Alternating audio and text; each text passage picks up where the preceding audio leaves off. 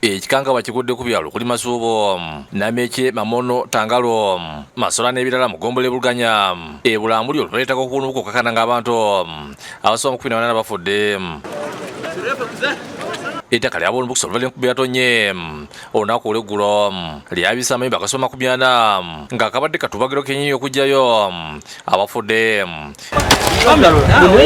Amaka agagenze gali ano mu ttaano gali wano abantu 14 emirambo gizuuliddwa abantu 11 bakyali mu madisi bakyali wansi mu ttaka. Ebyalo bisatu byakoseddwa landslides naye sofa bakayikulayo emirambo 11. Ekitongole kya Red Cross kitegeeza mu kujeemera bayambiddwako abatuuze n'abakulembeze ab'ekitundu gibadde emiranga nabiwa oluvannyuma lwamu ku bantu okola emirambo gy'abantu baabwe.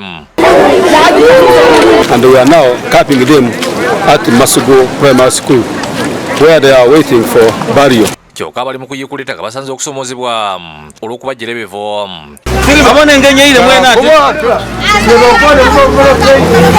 Ssentebe w'Sekitale Bulambuli Anete Nandudu agambye nti kikangabwa kino kibakubye wala.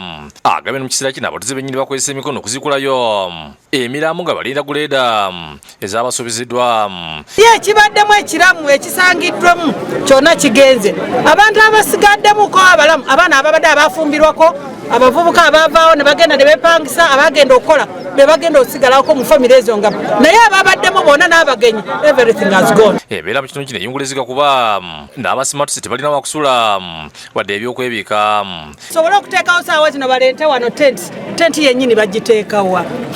Gavumenti etuyambe tumobilizinga abantu bano tubatwale wansi kubanga wano wonna wakurakinga tewali tewetuteeka ki tenti wadde nemu. Ssentebe w'eggumbule walali Haji Yakimu naye agambye nti ekizibu kye balina essaawa eno tewali kidduka kyonna bwe kiyita.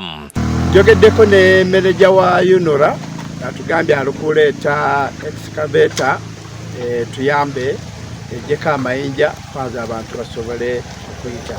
Ate omubaka omukyala w'Obulamuli Irene Mulonyi alanyidde gavumenti n'ebitongole bike by'obuyambi bisitukiremu. The last time we were here with the Minister of State for Disaster, she said, I don't want to ever come back again because of landslides.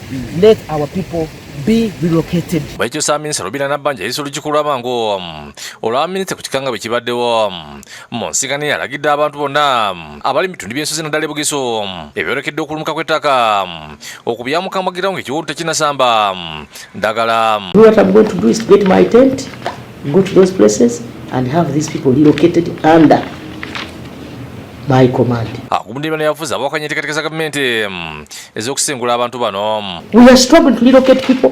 I'm talking about the technical people, but even the local people, the leaders, have not supported the office of the Prime Minister. You are over-politicizing everything at the expense of people's lives. I'm telling you, this must stop. Nabanja asasidde abafiddwako abantu baabwe n'ategeeza nti bagenda kutunda butunuzi ng'abantu bafa. Fortunately, the PS yesterday, we have 8 billion that came from the Ministry for Contingency. So we can take advantage of this and have these people supported as a matter of urgency. Muno siku mundi okusosa ekikangabwa kino okuggwawo ng'emirundi mingi ettaka lizeetebwa mu disitulikiti y'okuli Bulambuli ne Buduuda era gavumenti yanjula enteekateeka okusengula abantu abo nga bayambwako ekitongole ky'Amerika Give Direct okutwalibwa e Bulambuli. Faizo Kiza yakusakidde eggulu lino ku lwa Bukedde TV.